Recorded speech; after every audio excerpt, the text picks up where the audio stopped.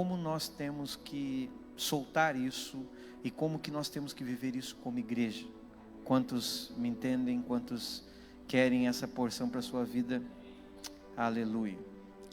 Abra comigo a sua Bíblia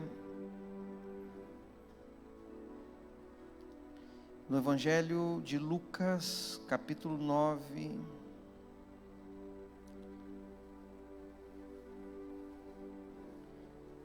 Versículo 11. Lucas 9, 11. Quantos acharam? Mas as multidões, ao saberem, seguiram-no. Aconselhando-as, falava-lhes a respeito do reino de Deus e socorria os que tinham necessidade de cura. Mas o dia começava a declinar, então se aproximaram os 12 e lhe disseram: despede a multidão para que, indo às aldeias e campos circunvizinhos, se hospedem e achem alimento, pois estamos aqui em lugar desértico ou deserto. Ele, porém, lhes disse: dai-lhes vós mesmos de comer. Responderam eles: não temos mais do que 5 pães e 2 peixes, salvo se nós mesmos formos comprar comida para todo este povo. Porque ali estavam cerca de 5.000 homens. Então disse aos seus discípulos: fazei-os sentar-se em grupos de 50.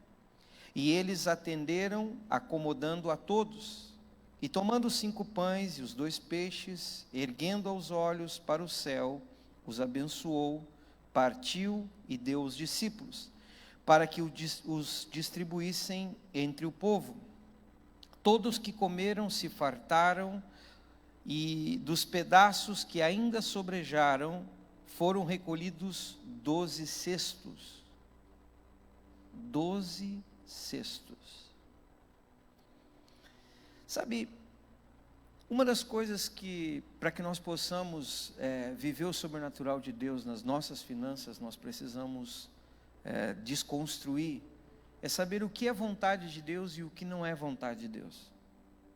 Por exemplo, algumas pessoas, elas não sabem se Deus quer ou não quer as prosperar. Tem dúvida no seu coração. A pessoa não sabe se o projeto de Deus, o desenho de Deus é prosperá-la. Ela não sabe se a prosperidade, ela deve buscar, deve orar, deve clamar. Como que funciona isso? Talvez uma pergunta que ecoa no coração de muitas pessoas dentro da igreja é: a prosperidade, ela é um direito que eu tenho? Ou se torna uma obstinação da minha vida? Sabe, nós temos diversas linhas de igreja. Algumas igrejas defendem a prosperidade ao extremo, outras defendem, são contra isso. Mas o que realmente o Senhor nos ensina segundo a sua palavra? Qual é a verdade em tudo isso? Veja que esse texto começa, se nós entrarmos no contexto dessa história, Jesus havia saído com seus discípulos e esse seria um dia de folga de Jesus. Era um dia que Jesus havia tirado os seus discípulos e Jesus estava alocado nas margens do mar da Galileia e ele havia tirado uma semana de um dia de folga. Imagine você que você tem muitas atividades e você resolve sair com os teus amigos. Jesus pegou os seus discípulos, colocou eles num barco e falou: hoje nós vamos descansar. Hoje eu não quero pregar, hoje eu não quero ensinar, hoje eu não quero curar, hoje eu não quero fazer milagre, hoje eu quero estar com vocês. Vamos ter um tempo juntos. E a Bíblia fala que eles embarcaram e quando as multidões viram a direção que ele tomava do barco, essas multidões seguiram por terra. Sabe, eu gostei de entender isso, como isso? Jesus, provavelmente ele saiu de Cafarnaum, porque a base dele com seus discípulos era Cafarnaum. Cafarnaum é um povoado que fica às margens do Mar da Galileia. E o Mar da Galileia é um pouco menor que a Lagoa dos Patos, assim, para você ter uma ideia, é um lugar, é uma lagoa, para nós seria, mas eles chamam de mar, e ali é água doce,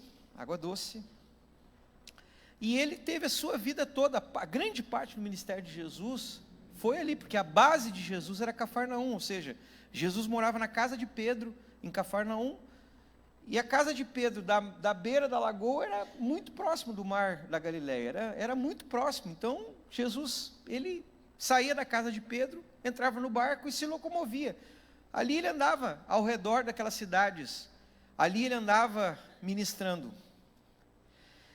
As cidades mais importantes que tinha ali era Cafarnaum, e a próxima cidade era Tiberíades, que é uma cidade bem grande, sabe? É a maior cidade que tem. Cafarnaum é uma cidadezinha bem pequena.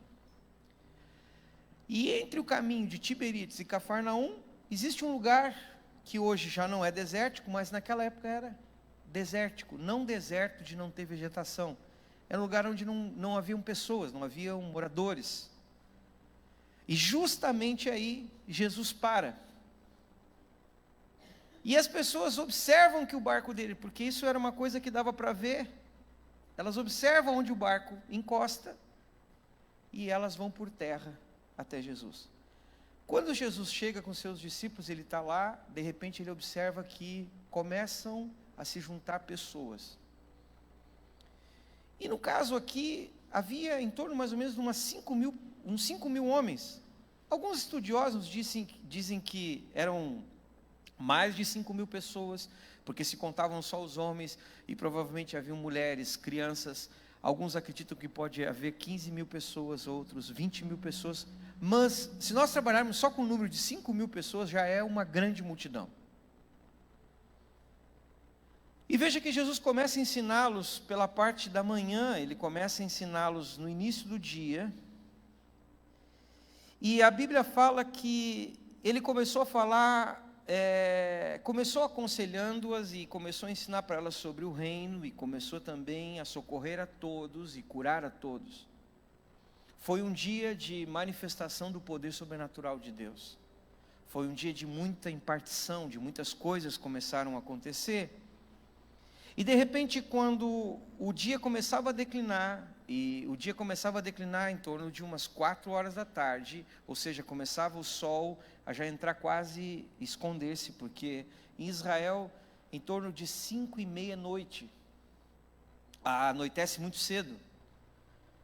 E ele viu que o dia começava assim, você nota que o sol ele começa a perder sua força, e ele então é surpreendido pelos discípulos que vão até ele e dizem: olha, Senhor, é bom que tu mande esse povo embora, porque nós não temos como resolver a necessidade deles, nós não temos capacidade de resolver, porque tudo que nós temos aqui é 5 pães e 2 peixes, e em outro texto fala que eles disseram, ainda que tivéssemos 200 denários, não seria suficiente, e nem teríamos aonde comprar, então manda eles embora, que aí vai ser responsabilidade de cada um, ou seja, eu não vou me responsabilizar por isso. Mas Jesus olhou para os seus discípulos e disse: dai-vos vós de comer a eles. Sabe, Deus às vezes ele faz umas coisas conosco que nos deixa de uma certa forma em crise. Como que Deus vai mandar nós fazermos uma coisa que humanamente é impossível? Primeira coisa que nessa noite você pode anotar nas suas anotações: vivermos uma multiplicação sobrenatural, ou um sobrenatural de Deus sobre as nossas finanças, Deus sempre vai te levar a um impossível. Quantos estão aqui? Amém. Se fosse possível, não precisaria do sobrenatural de Deus. Se fosse possível, se você humanamente o pudesse fazê-lo, por que você dependeria de Deus? E para que Deus entraria em ação? Por que Jesus teria que fazer algo sobrenatural se houvessem pães e peixes para todos?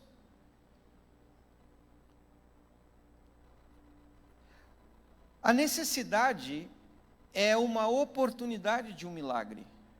Veja que o Senhor está trabalhando em cima de uma necessidade. Ele olha para os seus discípulos e diz: dai-vos vós de comer. Ele está dizendo: ei, entendam que as tuas necessidades são oportunidades que o meu sobrenatural aconteça. Nós nunca gostamos nós sempre queremos estar 100% supridos. Mas o povo de Israel, ele só pôde viver a multiplicação e a provisão diária porque eles não tinham. A cada dia eles só podiam colher uma medida. Eles só podiam colher a medida diária para comerem do maná. No outro dia eles tinham que depender novamente de Deus. Ou seja, Deus só podia fazer algo sobrenatural quando havia uma necessidade. Agora, eu preciso entender que o plano de Deus é que eu tenha abundância. Porque se eu não tenho isso claro na minha mente, certamente Satanás vai me ludibriar, me enganar, vai me levar a viver uma vida de escassez. Evangelho de João, capítulo 10, versículo 10, fala que Satanás veio para roubar, matar e o quê? Destruir. Porém, Jesus veio para dar vida e vida em abundância. O plano de Deus é que nós tivéssemos uma vida abundante. Quando ele prometia para o povo de Israel uma terra, ele prometia uma terra que manava leite e manava mel, ou seja, uma terra de provisão. Ele sempre prometia para o seu povo comer o melhor da terra. Se quiseres e me obedeceres, comereis o melhor dessa terra. As promessas de Deus para nós sempre vão envolver abundância, abastança, provisão, bênção, multiplicação. Tudo que Deus abençoa cresce, multiplica, expande. Aonde o Espírito de Deus está, há expansão, há crescimento, há multiplicação. Então a natureza de Deus é de excelência, a natureza de Deus é de provisão, a natureza de Deus não é de escassez, é de sobra. O plano de Deus é que eu e você estejamos supridos e que tenhamos aquilo que Ele desenhou para nós. Às vezes nós pensamos que Deus está nos punindo, às vezes nós pensamos que Deus está nos destruindo.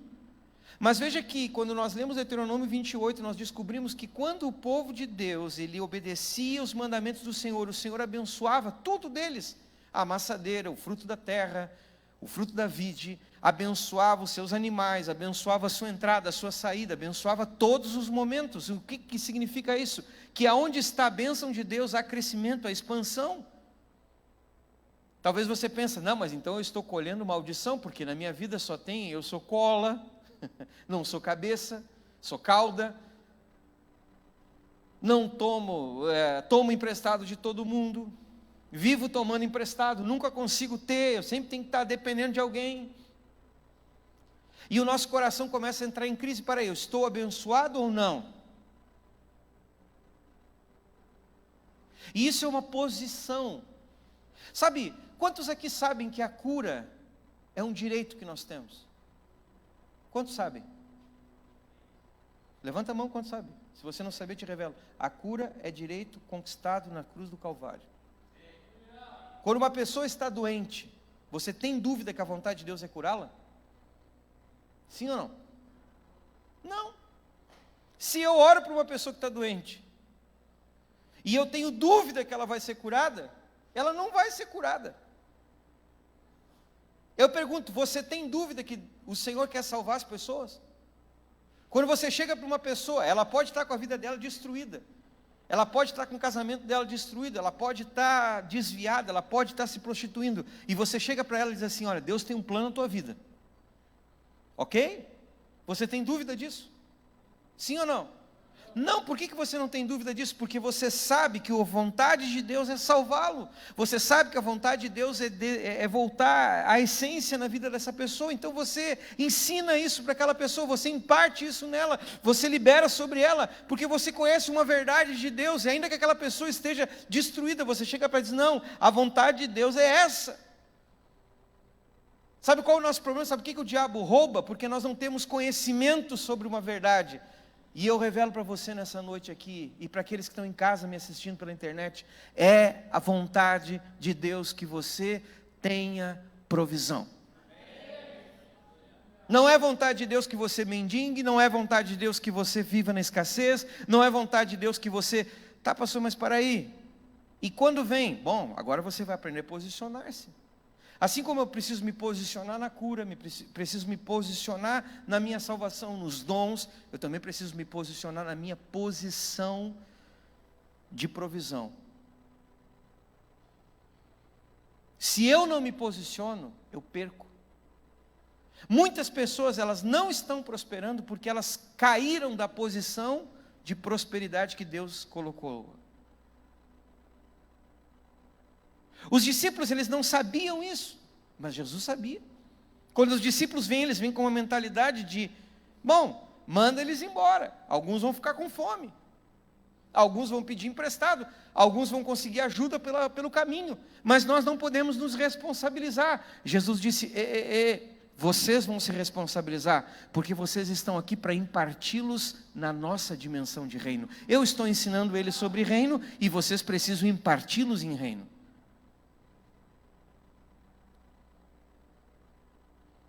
Só que a nossa mente está programada para nos sentirmos derrotados.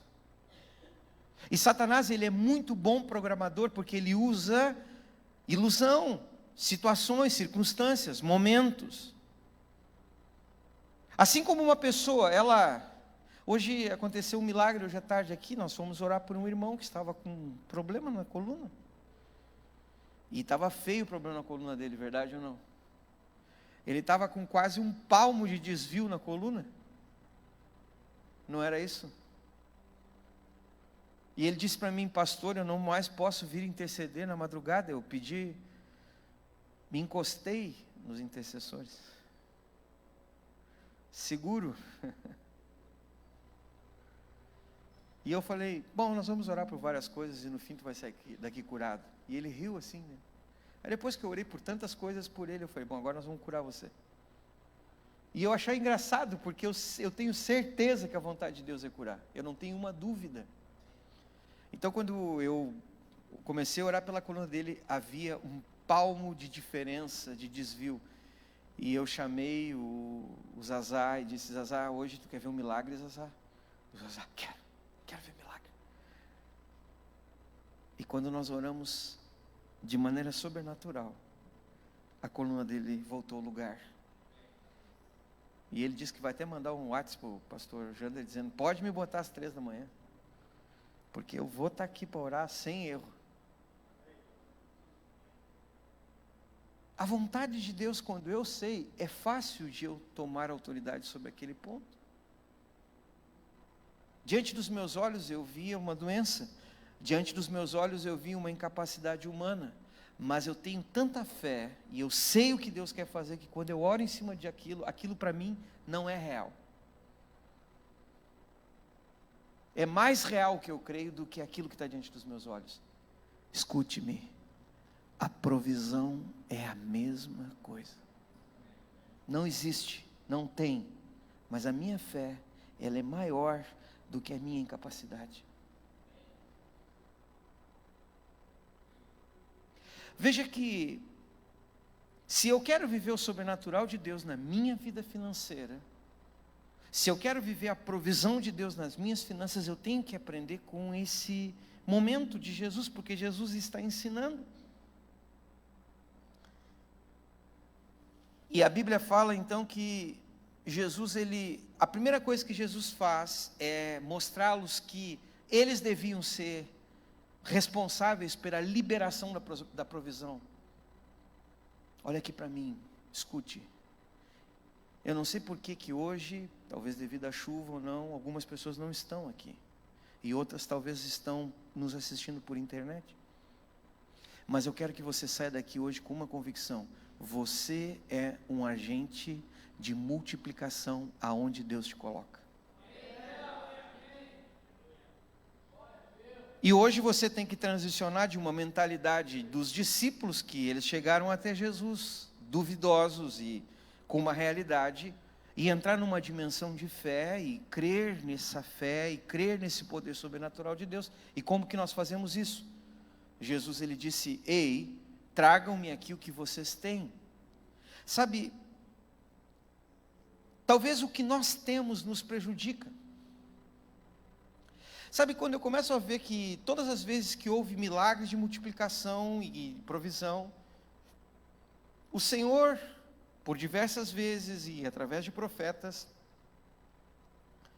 nós vemos que sempre as pessoas que vão até os profetas, elas chegam com uma convicção: eu não tenho nada senão 5 pães e 2 peixes, ou um pouquinho de azeite, ou um pouquinho de farinha, ou um pouquinho disso, ou um pouquinho daquilo.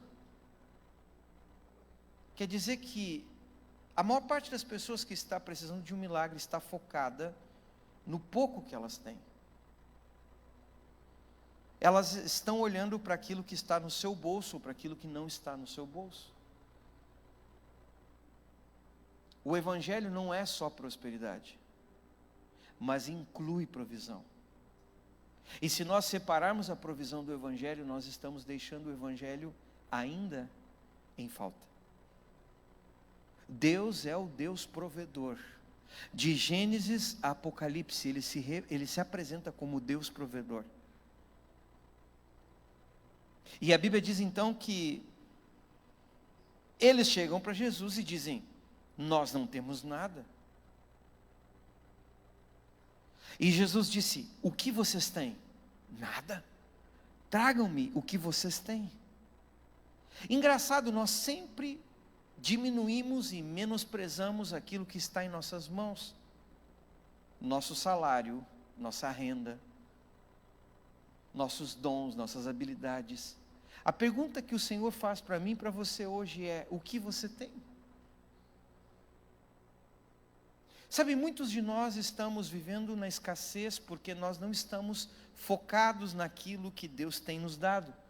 Porque nós olhamos para aquilo que Deus tem nos dado e achamos que é pouco, achamos que o nosso trabalho é pouco, achamos que o dom que temos não é significante, não é relevante, achamos que as nossas capacidades não são relevantes, e o Senhor faz com que nós venhamos com o pouco que temos diante dEle.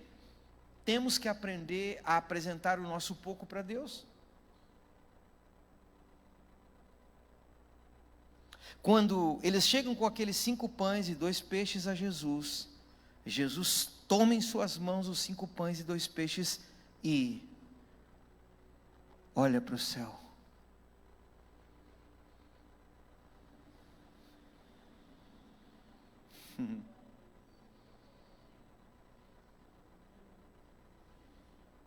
Ele não olha para a terra, para o céu. Sabe, a tua realidade não pode ser maior do que a verdade do céu. Muitas pessoas, elas não estão prosperando porque elas estão olhando para aquilo que há na terra e não naquilo que há nos céus. Sabe, o que está acontecendo naquele exato momento em que Jesus levanta os seus olhos, ele tira os seus olhos dos 5 pães e dos 2 peixes, e ele põe os seus olhos naquele que é provedor. Ele olha para aquela fonte, a fonte de provisão dele. Ele está dizendo: a minha provisão não está nesses 5 pães e não está nesses 2 peixes, a minha provisão está no céu. Sabe, constantemente Satanás vai querer fazer você olhar para os teus 5 pães e para os teus 2 peixes, vai querer fazer você olhar para o teu trabalho, vai querer fazer você olhar para as tuas contas, para aquilo que você tem que fazer, e muitos de nós nos distraímos, nos confundimos, focamos apenas naquilo que nós não temos, ou no pouco que temos, ou naquilo que temos que fazer e não temos como fazer. Temos que ter um olhar fixo no céu. Nossos olhos têm que estar postos no Senhor. Quando Pedro tira os olhos de Jesus, Pedro afunda. Nós tiramos, sabe, muitas vezes nós tiramos os olhos daquele que é a nossa fonte. Jesus não estava olhando para os seus 5 pães e 2 peixes. Ele está olhando para aquilo que há no céu. Eu preciso estar focado no que há no céu. Eu preciso estar conectado com a provisão que há no céu.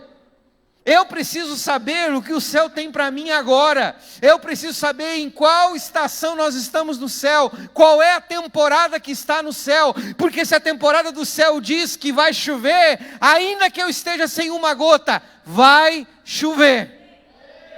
E sabe o que o céu anuncia sobre essa temporada? É tempo de abundante chuva. É tempo de abundância, de provisão. E eu tenho que olhar para isso.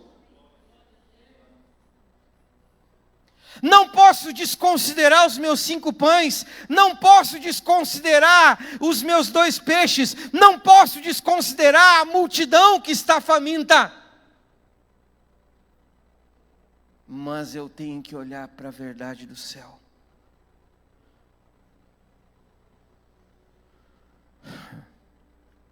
E eu sinto em meu espírito que muitos se distraem.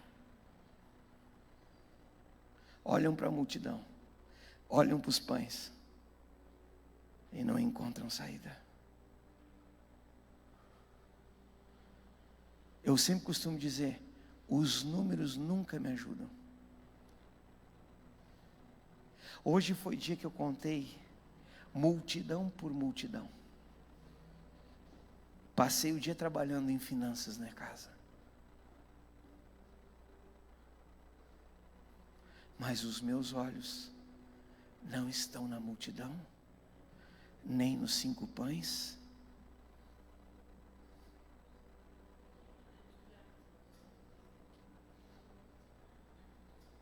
Muitos não conseguem viver o sobrenatural nas suas finanças, porque os seus olhos estão postos, e é verdade, eu sou um ser humano. No mundo natural, matemática é uma ciência exata. 1 mais 1 é 2. Mas na dimensão da qual eu venho, e a qual eu pertenço, e a qual o milagre ocorre, 1 mais 1 não é igual a 2. Sabe por quê? Porque o Senhor faz contas de forma diferente. Deus não está limitado à minha condição humana. Deus não está limitado à minha capacidade humana. Eu preciso estar com os meus olhos postos naquilo que o céu está falando. Eu pergunto para você, sejamos sinceros, se alguém chegasse e fosse tomar conselho, se Moisés tivesse que tomar conselho, como seria Moisés dizendo para algum conselheiro: olha, amigo, eu vou ter que sair com 1,5 milhão de pessoas caminhando pelo deserto, sem ter nada para comer. Nós não temos como plantar, nós somos uma multidão de pessoas que não temos posse, somos escravos, e vamos sair peregrinando, porque do outro lado tem uma terra que manda leite e mel. Alguém diria para Moisés: então vocês fiquem 1 ano, 2 anos, 3 anos juntando comida. Depois vocês façam. Moisés obedeceu. Porque Moisés conhecia a verdade do céu.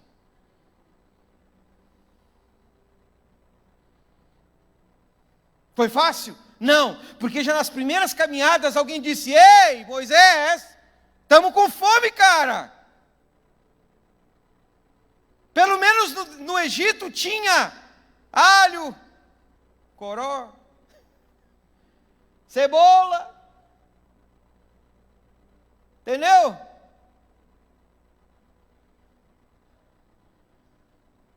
E Deus vai lá e diz: a verdade do céu é que tem pão diário para vocês todo dia.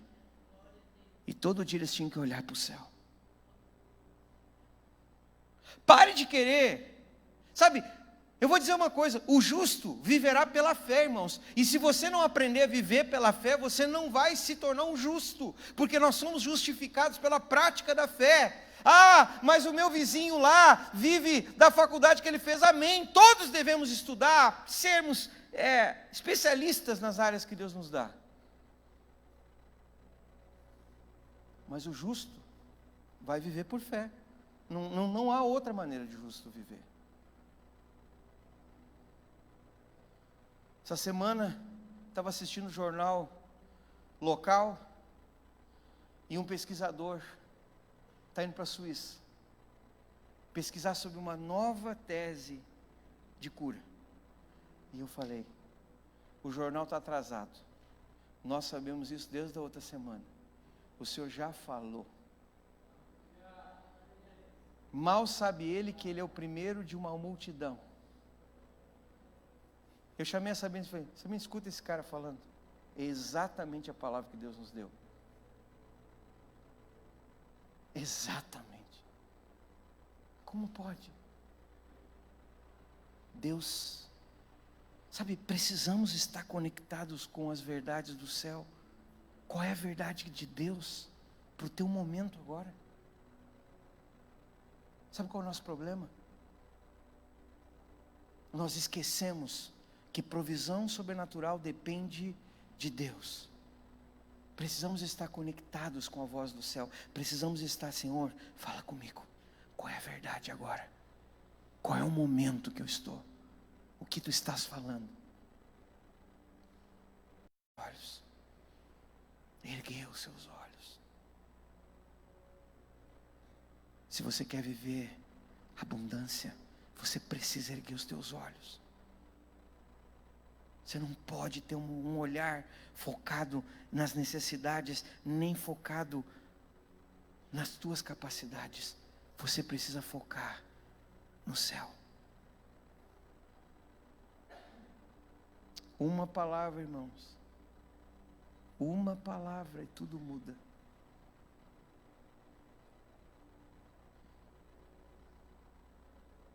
Nós não chegamos até aqui contando. Nós não chegamos até aqui contando as coisas. Nós chegamos aqui nos movendo em cima de uma palavra. O problema é que Satanás sempre quer nos remover do que Deus diz. Sabe por quê? Porque às vezes o que Deus diz é louco, é absurdo, é fora do comum. Vamos reviver a cena. Se levantam 12 discípulos. Jesus manda chamá-los. Vem cá. Tragam-me aqui o que vocês têm. 5 pães e 2 peixes, imagina.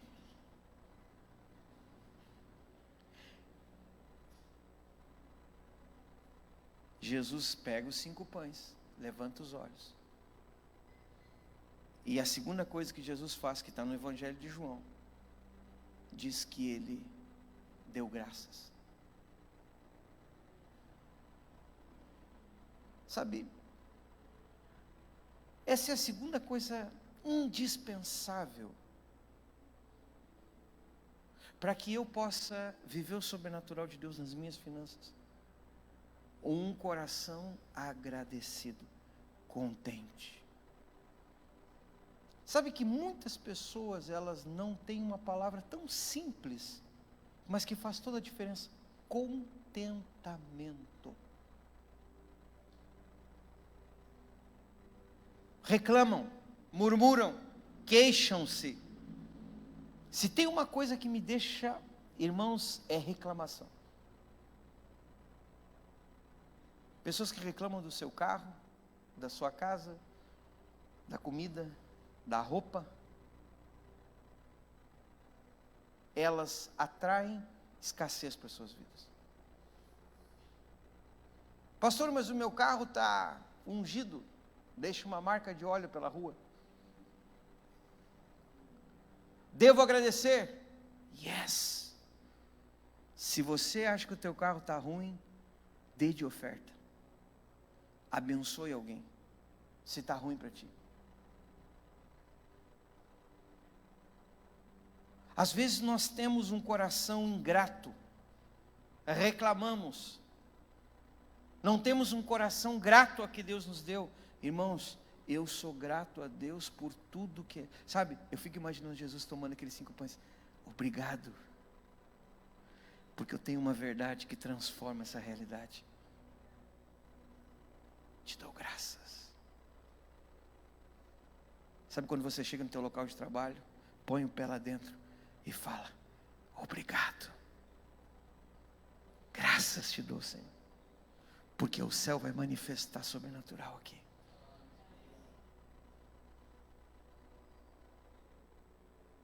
Há pessoas que elas só agradecem quando elas perdem.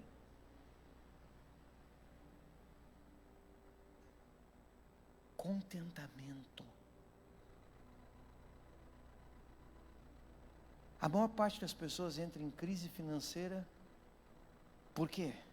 Porque dentro do seu coração não existe um contentamento. Há uma necessidade sempre de mais. Nunca está bom. A roupa não está boa, o calçado não está bom, a casa não está boa, o carro não está bom, o celular não está bom. Sempre vai haver um celular melhor que o teu. Sempre vai haver um carro melhor que o teu. Sempre vai haver uma casa melhor que a tua.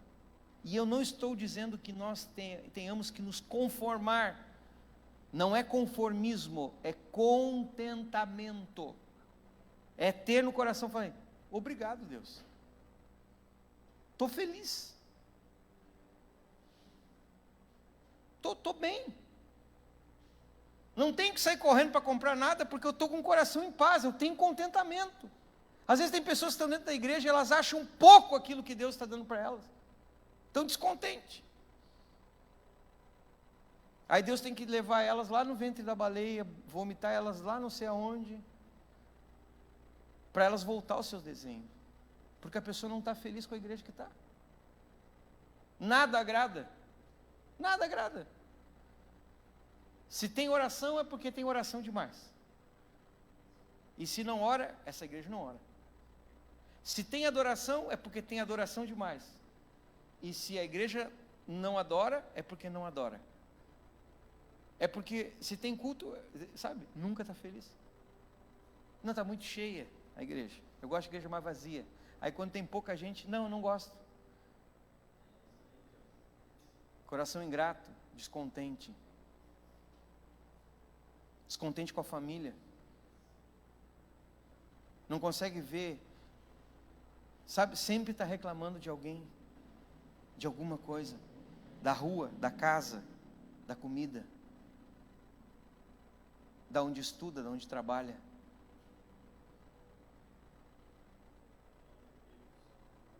Quem não tem contentamento, perde a provisão.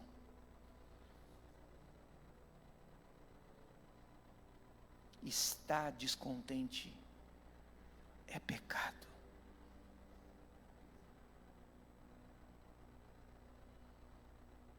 Não é conformado. Pastor, então quer dizer que agora eu não vou desejar mais nada? Não, você vai, mas com o coração contente.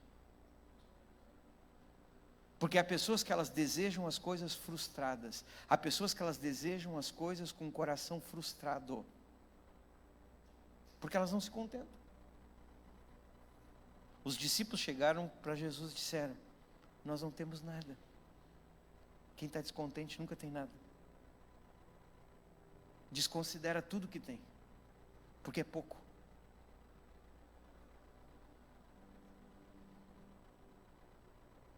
Olha para o teu irmão e diga, quando você aprender a considerar o que você tem,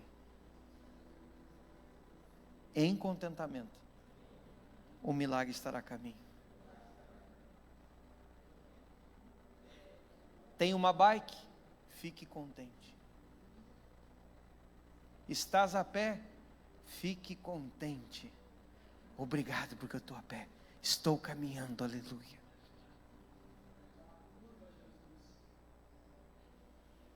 Te molhasse hoje? Esteja contente porque você está vivo. Porque teve gente que não se molhou hoje porque está dentro de um túmulo.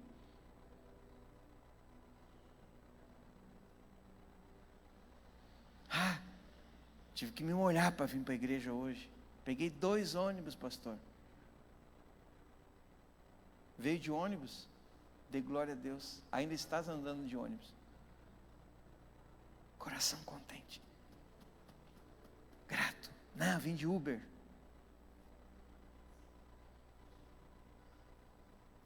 Curta. Louve. Adore. Dê graças. Obrigado, Deus.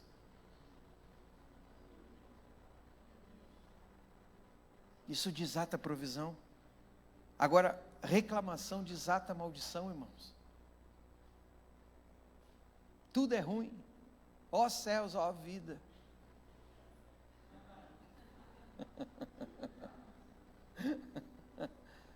Vive como uma hiena chorona, sempre reclamando.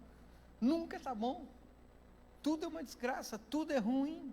O que é esses 5 pães e 2 peixes? Essa miséria. O cara pega o salário, em vez de dar graças, ele diz, que porcaria.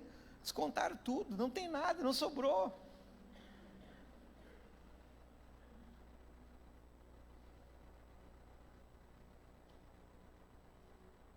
Grato. Jesus olhou para a realidade do céu e ele tinha um coração agradecido. Graças.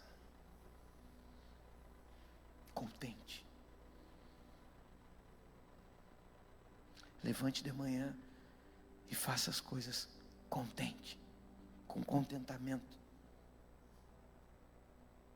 Irmãos, eu sou contente pelo carro, pela casa. Eu sou contente por tudo que Deus já fez na minha vida. Quando eu não tive casa, quando eu não tive carro, quando eu ia a pé para a igreja, chovendo, contente. Nunca deixo a minha família murmurar. Brigo se for necessário. Não murmura. Não reclama. Me policio para não reclamar. Por quê? Porque o nosso coração tem que estar contente. Número 3. A Bíblia diz que primeiro Jesus ergueu os olhos, depois ele deu graças e abençoou. Ele trouxe a impartição do céu sobre aquele pouco. Ele trouxe a verdade do céu sobre o pouco. Olha aqui para mim. Contente não é conformado. Ele podia dizer, bom Senhor, obrigado por esses 5 pães, vou dar uma migalhazinha, um farelinho para cada um dos 5.000. Não, ele trouxe o poder da multiplicação. E qual é esse poder? Que poder é esse que pode multiplicar? Que poder sobrenatural é esse que tem influência sobre o natural? Qual é o poder da bênção sobre a provisão? Como que eu posso abençoar as minhas finanças? A palavra abençoar significa transferir poder e autoridade. Como que as minhas finanças podem estar abençoadas? A bênção não depende de mim, depende do Deus que é dono da bênção. Primeiro, eu preciso saber como abençoo as minhas finanças. E sabe como que eu abençoo as minhas finanças? Honrando a Deus. Deus não quer que eu traga minha oferta, meu dízimo, simplesmente para que a igreja tenha recursos. O Senhor espera que a minha atitude de honra conecte o poder sobrenatural, é depender de Deus. Muitas pessoas, elas não sabem depender de Deus, elas dependem de si mesmo. O Senhor fala em Provérbios, honra o Senhor teu Deus com as primícias, com os teus bens, e o Senhor transbordará os teus celeiros. Que poder é esse que abençoa, chamado primícias? O que é primícia?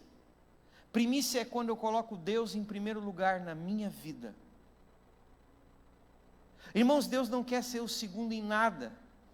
E nós temos que aprender que quando a primícia da massa é santa, a totalidade da massa será santa.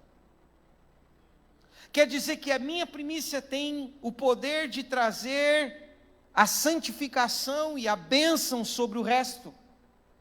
A Bíblia nos ensina em diversas passagens bíblicas a importância que o povo de Israel tinha em colocar Deus em primeiro lugar. Por exemplo, cada cria, o primeiro nascido de uma fêmea, deveria ser consagrado a Deus para que todo o rebanho fosse abençoado. E essa é uma das leis que nós podemos abençoar as nossas finanças, nossa casa, nossa família, é o poder da primícia. Quando eu entendo isso, então, quando a ovelha tinha a sua primeira cria, a primeira cria trazia uma multiplicação sobre o rebanho. Eles pegavam aquela primeira cria e entregavam ao Senhor. Lembram da oferta de Caim e Abel? Caim trouxe uma oferta do fruto da terra. A Bíblia não diz que tipo de oferta, mas a Bíblia diz que Caim trouxe uma oferta. E Abel trouxe do quê? A primícia da gordura dos seus rebanhos, ou seja, ele trouxe primícia e gordura, a melhor parte, a primeira parte. Ou seja, ele colocou Deus em primeiro lugar. Sabe por que muitas pessoas não prosperam? Porque Deus não é o primeiro na vida delas, nas finanças. A maneira com a qual nós dizimamos, ofertamos, implica diretamente na maneira como nós abençoamos ou não nossas finanças. E sabe o que eu tenho visto hoje no povo de Deus? Uma falta de entendimento nessa área. Quer dizer que quando eu estou administrando as minhas finanças, eu posso abençoá-las ou não abençoá-las. O dinheiro vai deixar de ser meu sem a bênção? Não, ele é meu ainda. Mas a bênção faz qual a diferença no dinheiro? É que o meu dinheiro sem a bênção, ele vai continuando ser 5 pães e 2 peixes. Me entendem? Teu dinheiro vai continuar sendo 5 pães e 2 peixes. E ele vai suprir o que 5 pães e 2 peixes suprem. Agora, quando você abençoa os teus 5 pães e 2 peixes, eles alimentam as multidões. Por quê? Porque quando eu aprendo esse princípio, as coisas são diferentes. Eu devo ser um primicista. Meu primeiro salário de uma empresa pertence a Deus. Eu posso não dá-lo. Nós aqui temos por hábito, e hoje eu estava lembrando, temos por hábito de entregar as primícias no início do ano, o primeiro salário ao Senhor do ano, para que todos os meses eu tenha provisão. Nós temos, esses dias, um jovem aqui da igreja, pegou seu primeiro trabalho, e daqui uns dias ele chegou para mim e disse: pastor, eu vim aqui hoje, e eu vim trazer minha primícia, todo o salário do mês, porque o primeiro pertence ao Senhor, ora por mim. E eu falei: amém. E eu vou ter o prazer de ver esse cara dono de uma grande empresa, porque Deus já falou. E quando esse jovem tiver muito dinheiro, nós vamos olhar para ele e muitos vão dizer assim: ah, por quê? Sabe que é porque ele estudou mais? Ele se capacitou, mas ele tinha uma bênção sobre as finanças dele. Eu lembro do Roberto, que é líder aqui dos diáconos da casa. Roberto desempregado há muitos meses, e ele ouviu uma mensagem sobre primícia. Ele falou: pastor, eu fiz um propósito com Deus. Eu estou muitos meses desempregado, mas o meu primeiro salário, não importa quanto for, será uma primícia, porque Deus estará primeiro nas minhas finanças. E eu lembro como se fosse hoje, irmãos, de maneira sobrenatural, ele fez o propósito e Deus o abençoou. Eu preciso aprender o poder que há quando eu entrego uma primícia ao Senhor. Há muitas pessoas que elas não sabem isso. Primícia não é qualquer oferta, é a primeira. É o primeiro salário de um ano, o primeiro salário de um emprego. Às vezes a gente fica pensando, mas puxa, que difícil que é isso. Esse é o poder do voto. Há pessoas que elas entregam o primeiro dia para Deus, do mês, profissionais, enfim, cada um vai se ajustando conforme Deus vai ensinando. Agora nós aprendemos isso sobre primícia. temos que praticar isso. Isso abençoa nossas finanças. Isso traz um transbordar, isso traz uma multiplicação, isso traz uma expansão financeira sobre a minha vida. E eu não posso, por mais que isso, puxa, como vai ser isso? Eu preciso aprender. Às vezes a pessoa diz assim, poxa, eu estou passando por dificuldade financeira, e a gente não sabe o que fala para ela. A segunda coisa que a Bíblia nos ensina, está em Malaquias capítulo 3, versículo 8 em diante, diz assim, roubará o homem a Deus? Em que te roubamos? Me perguntai. Com maldição sois amaldiçoados, porque roubais nos dízimos e nas ofertas. Trazei todo o dízimo e trazei as ofertas à casa do tesouro, para que haja mantimento, e fazei-me prova nisso, diz o Senhor, se eu não vos abrir as janelas dos céus. Por vossa causa repreenderei o devorador, abrirei a janela do céu. E que mais? Trarei bênção sem medida. Olha que interessante. O dízimo, muitos acham que é um legalismo da lei. Dizem que é da lei. Na verdade, o dízimo, a primeira pessoa a dar o dízimo na Bíblia foi Abraão.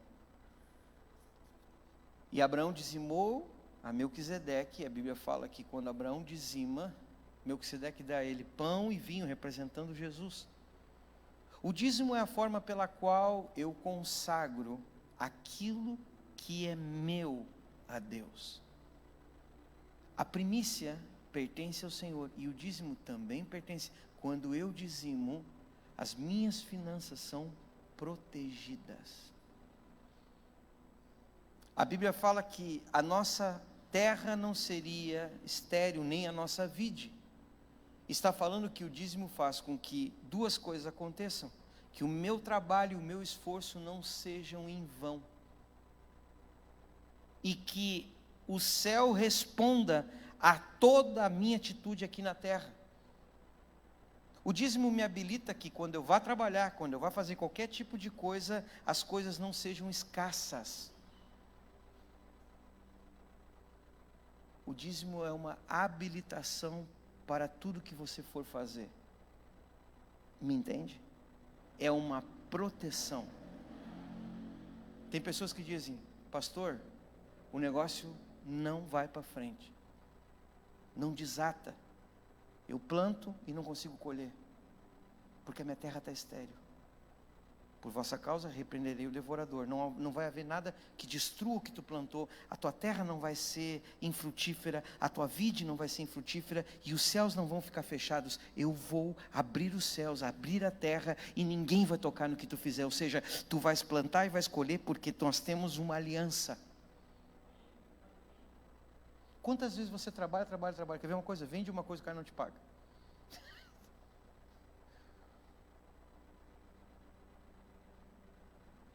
Eu tenho vários testemunhos de dízimo, mas um assim que eu nunca esqueço, irmãos, pessoais.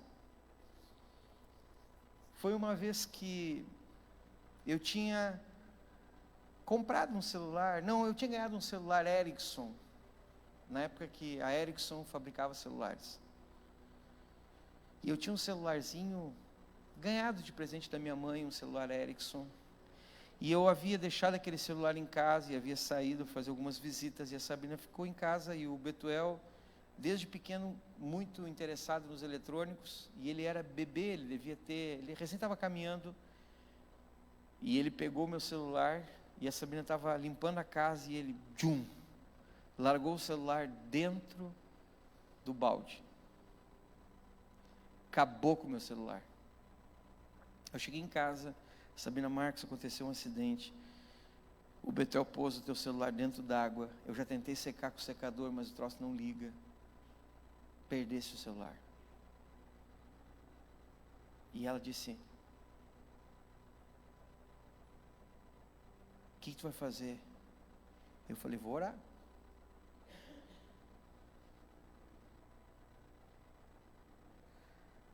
E eu lembro que eu fui para dentro do quarto, dobrei os joelhos e falei, Deus, eu sou um dizimista fiel. E eu não aceito que o meu celular seja devorado. Senhor, eu quero restituição do meu telefone. Orei assim. Fui embora, passou os dias. Em 15 dias uma pessoa me ligou, não conseguia falar comigo, e eu liguei para ela. Faz 15 dias que eu não consigo falar contigo, cadê teu telefone? Eu falei, o telefone deu um problema? Estou te dando um telefone novo. E na época era assim, você tinha o Ericsson era o segunda linha, sabe? E o top dos top era os Gradiente. Olha que nem tem mais essas marcas de telefone.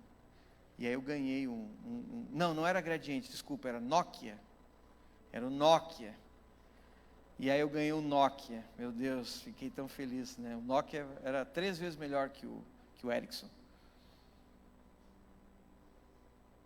E eu digo, como é importante, né? Você saber que a bênção de Deus está sobre as tuas finanças. A igreja perdeu isso, irmãos. Antigamente nós orávamos muito por isso. Nós éramos muito fundamentados nessas verdades do reino. Nós não tínhamos dúvida. Porque nós sabíamos que se éramos dizimistas, o Senhor estava nos respaldando em bênção. Vamos ler esse texto. Porque eu acho que tanta gente ficou com aversão a esse texto na Bíblia que a pessoa nem prega mais. Vamos para Malaquias capítulo. Malaquias.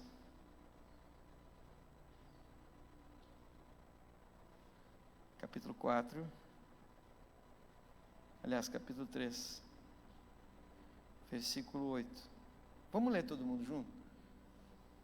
Aí eu tomo um chazinho aqui para nós encerrar.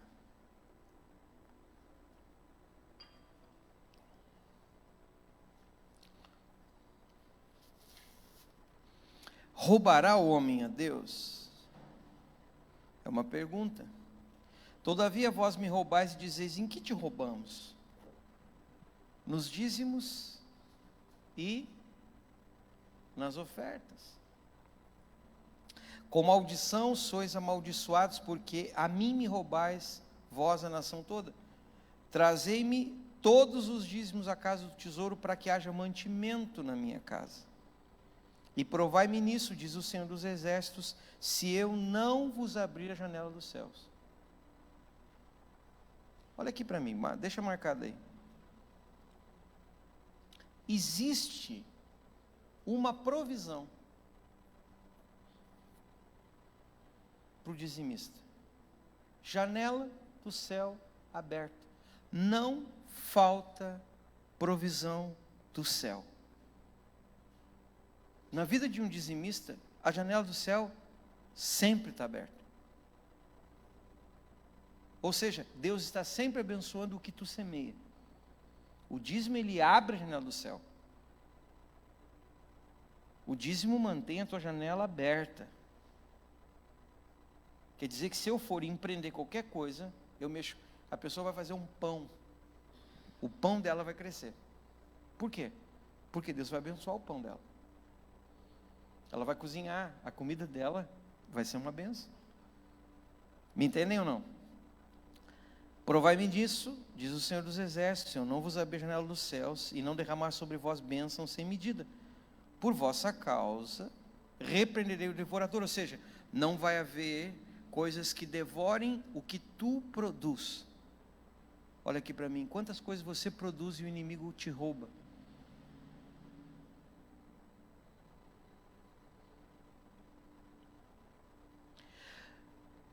Para que não consuma o fruto da terra.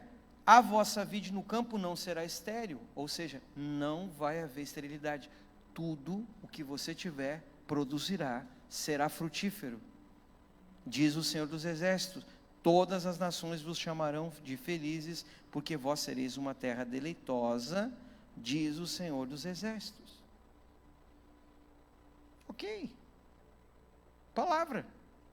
O Senhor abre a janela do céu, o Senhor repreende o devorador, o Senhor manda bênção sem medida, o Senhor faz com que a minha vida não seja estéril e que nenhum devorador leve o que eu tenho. É uma bênção. às vezes eu não sei abençoar os meus 5 pães e meus 2 peixes.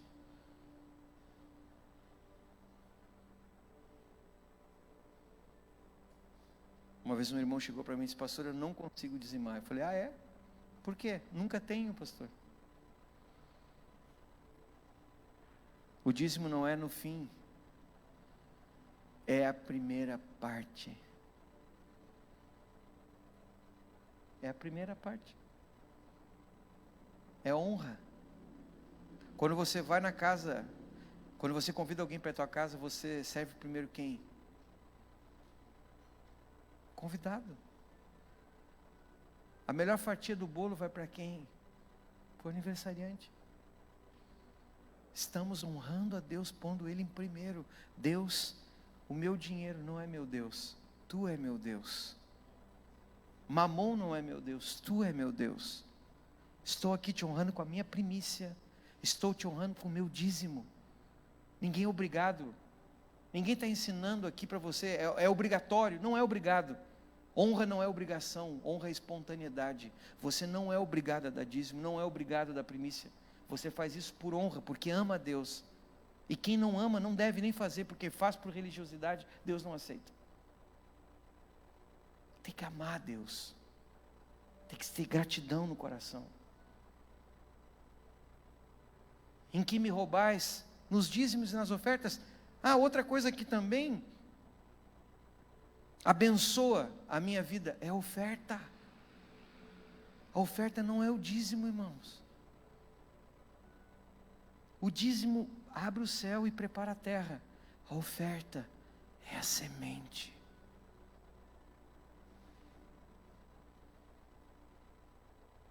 O que traz a multiplicação é o que eu planto. A oferta, ela não pode ser uma oferta impulsiva, ou seja, eu não posso dar por constrangimento e nem por necessidade. A Bíblia diz que ninguém contribua segundo a necessidade ou por constrangimento. Eu preciso ofertar por amor. Deus ama quem dá com alegria. Eu preciso ter uma direção do céu. Deus precisa falar comigo e eu tenho que ofertar espontaneamente. Dízimo não é espontâneo. Primícia não é espontâneo. Oferta espontânea.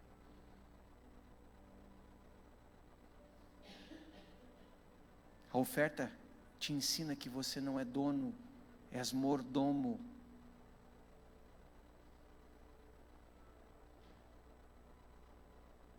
Se você quer multiplicar teus 5 pães e 2 peixes, queres abençoar os teus pães, aprenda a lei da primícia, aprenda a lei do dízimo e aprenda a lei da oferta. Tens que aprender. Tens que ouvir a voz de Deus quando Deus manda você semear. Escute o que eu estou dizendo. Quando nós temos generosidade no coração, a Bíblia diz que a generosidade desata a multiplicação. Somos mesquinhos, avarentos. O reino de Deus não se prospera retendo. O reino de Deus se prospera dando. O reino de Deus se prospera dando. E eu não estou dizendo dando só na igreja. Eu estou dizendo sendo bondoso com o pobre, bondoso com a viúva, bondoso com o órfão, com o meu irmão, com o estrangeiro. Agora, muitos de nós retemos e queremos que Deus nos dê. O reino de Deus é assim: quanto mais você dá, mais você tem para administrar.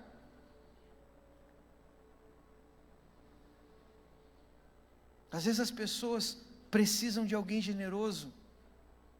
Nosso guarda-roupa, irmãos, está estufado de coisa que não se usa. E você não é generoso. Tem coisa que não é para vender. Ah, desapega. Dê. Seja generoso.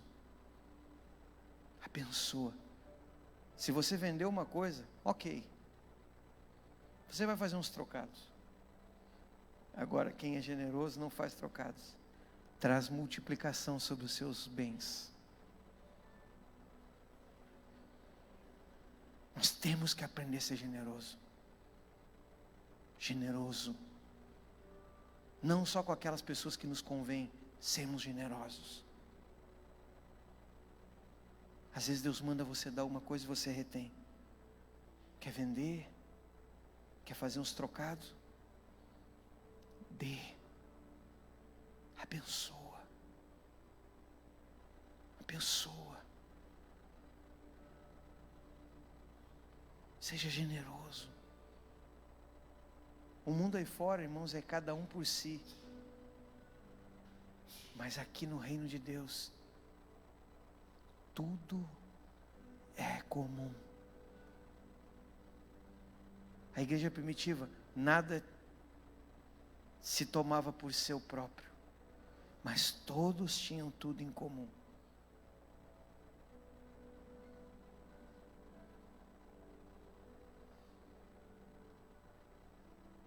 Somos um reino. Jesus disse: vamos abençoar esses 5 pães. Cadê a tua generosidade? Falhei, pastor. Renova. Cadê tuas ofertas? Falhei, pastor. Renova. Cadê teu dízimo, meu irmão? Pastor, sacrifiquei. Renova. Cadê tuas primícias?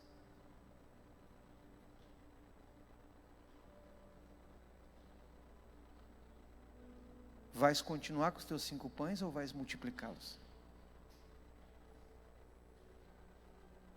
Tem gente que não está...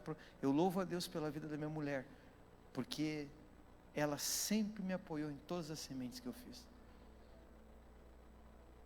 Loucuras. E ela sempre diz: Marcos, se Deus pediu, dê.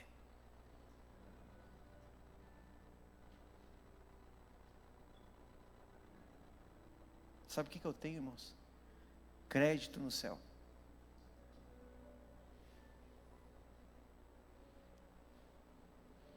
Não tenho prata e nem ouro, mas quando eu clamo, os céus respondem.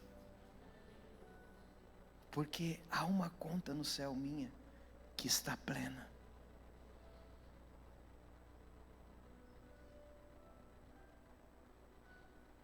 Levantou os olhos, teve um coração grato, abençoou e disse para os discípulos: separem grupos e os assentem e alimentem-os. E repartiu e enviou.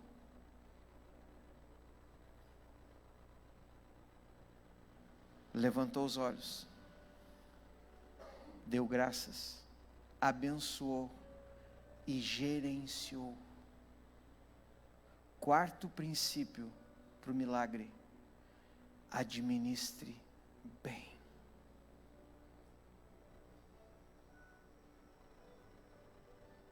Estou com uma multidão faminta de contas.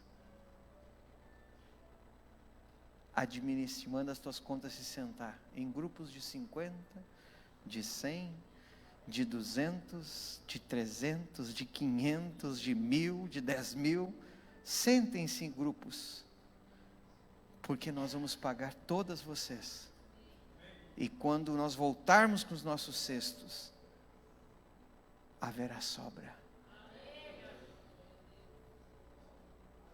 Você pode conhecer o céu, você pode ter um coração grato, você pode ser generoso no ofertar, dizimista, mas se você peca em gerenciar, você perde.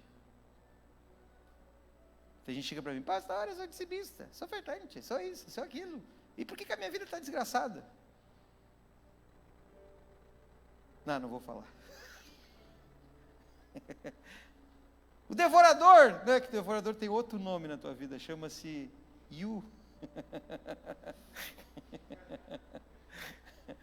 você tem que repreender o devorador chamado você.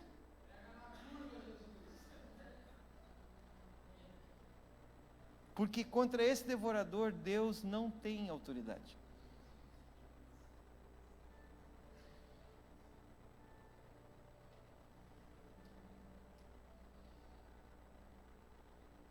Jesus, imagina, pegou 12 cestos e deu um pouquinho para cada um e falou: agora vão. Não pense que eles saíram com os cestos cheios, eles saíram com nada, com pedaços. E eles davam um pedaço, e quando eles olhavam, tinha outro pedaço. O cesto dos discípulos nunca encheu, só na sobra. Tem gente que diz: eu queria ter tanto, bastante, né? Para poder ofertar, dizimar. Isso é só na sobra. Enquanto você está no processo, vai dando de pedaço em pedaço. Reparta.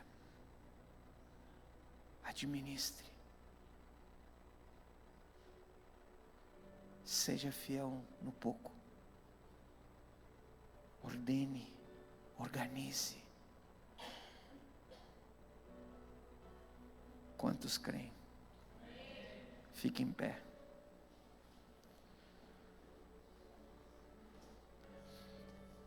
Eu não estou aqui querendo ensinar você como ganhar dinheiro. Eu não estou aqui querendo ensinar você como prosperar humanamente. Eu quero te dar valores e princípios do reino, para que você prospere segundo o reino de Deus. Olha aqui para mim. Deus tem provisão, sim. Deus tem provisão, sim.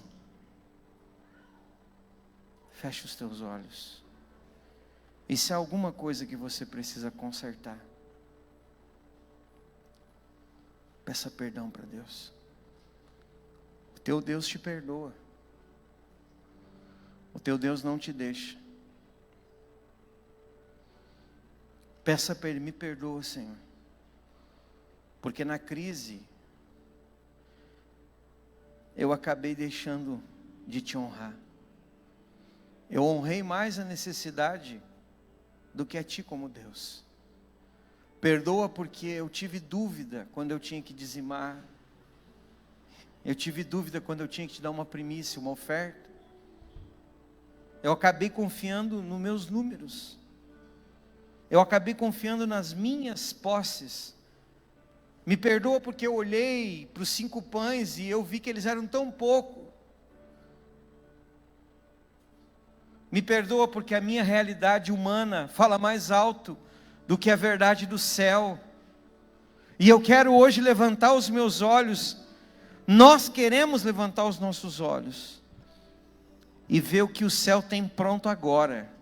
Porque no céu as coisas não serão, elas já estão. E eu quero poder contemplar com clareza aquilo que já está posto aí. Eu quero ter um coração, Deus, completamente contente, agradecido. Tira do meu coração todo sentimento de murmuração, de reclamação. Tira do meu coração todo sentimento, Deus, que faz com que eu me sinta descontente. E põe no meu coração, Deus, um contentamento. Carimastorosho. Senhor, me ensina a abençoar as minhas finanças. Me dá um coração disposto a semear no Teu reino, entendendo que as minhas finanças são um canal para o Teu reino, Senhor. E por último, Deus, me dá graça para administrar o que Tu tens posto em minha mão.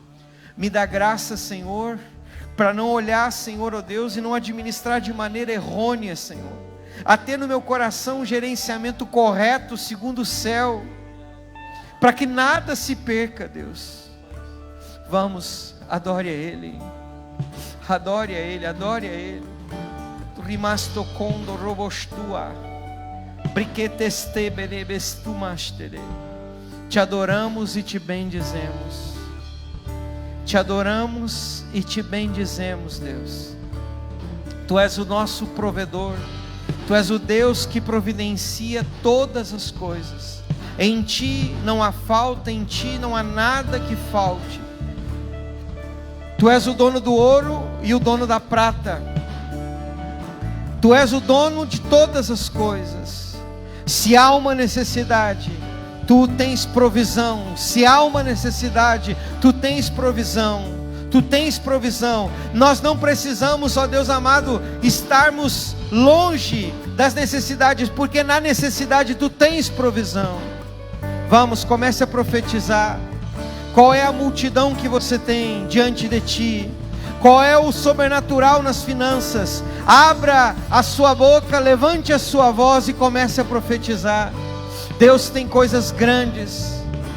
Pai, eu oro agora, Deus, sobre a vida financeira dos teus filhos, sobre cada homem, mulher, jovem, criança, e eu declaro, Senhor, a tua provisão sobre as finanças desse povo. Eu abençoo a mão daquele que traz sua primícia, traz seu dízimo, traz sua oferta, te honra, Deus, com o seu melhor. Eu oro, Pai, para que essa provisão e essa multiplicação se estenda sobre a vida de cada um. Deus, desperta no meio dessa congregação um coração generoso, um coração, Deus amado, disposto a ser generoso, generoso com os seus familiares, generosos, Pai, com seus amigos, com pessoas, Pai, no seu local de trabalho, ó Deus amado, até mesmo na rua. Dá um coração generoso, um coração generoso. Aleluia. Da minha vida. Aleluia.